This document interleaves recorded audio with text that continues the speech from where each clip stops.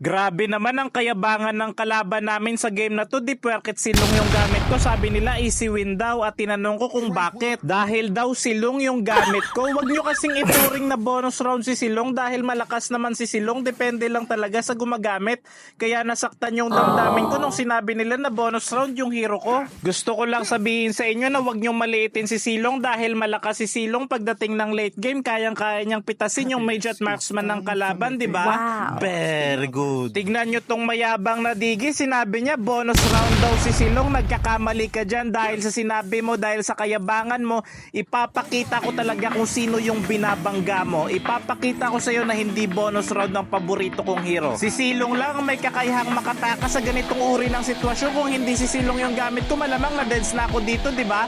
Very good. Ang bilis natin tumakbo kapag nag-ultimate. Pati yung flame shot umiilag sa atin, di ba?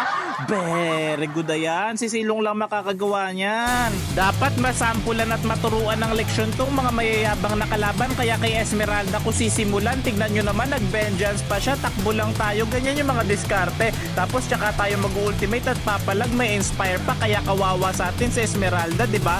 Very good. Ayan, yung kayabangan nila, ipapakita natin sa kanila na nagkamali sila ng binangga. Dahil alam nila na kaya kong talunin si Esmeralda, agad nilang itong binigyan ng suporta. Kaya tignan nyo naman, 1v1 sa dalawa. Lugi ako dyan. Tatakbo na sana ako, ngunit hindi talaga kinaya ang 1v1 sa dalawa. Nakapwesto na ako dito, naghahanda para sa pagsalakay namin. Kaya tignan nyo naman, kinabahan yung Digi. Malayo pa nga ako, nag-ultimate na siya. Ayan, di ba? Very good. Bagsak yung Digi sa kamay ko. At ito, ang sakit ng Layla naman nila doon. Ang sakit ng Layla. Huwag mong gawing biro ang joke, Esmeralda, na kapag lumapit ka sa akin, kapag lumapit ka kasi talaga sa akin, siguradong masasaktan ka talaga. Kaso nga lang, takbo ka lang ng takbo. Hindi yan very good. Akala ko ba 1v1 lang tayo, Esmeralda? Bakit 1v1 sa dalawa na naman ang nangyari? Silong na nga lang yung hero ko na sinasabi nyong bonus round. Pinagtutulungan nyo pa, dinadaya nyo pa.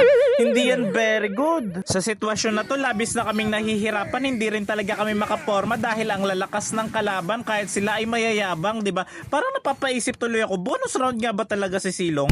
Kasi hirap na kami dito, 9 minutes pa lang, oh. Napakayabang talaga ng Digi. Ano na, Bisaya daw, sabi niyo. Ang akala niya kasi si Silong ay hero ng mga Bisaya. Hindi po ganon. Nag-clear muna ako dito sa bottom lane para hindi ma-push ng kalaban, pero nakita ko sobrang kawawa na yung gitnang middle lane namin. Sumugod ako para sila ay protektahan. Para mali yata na pumasok tayo dun, no?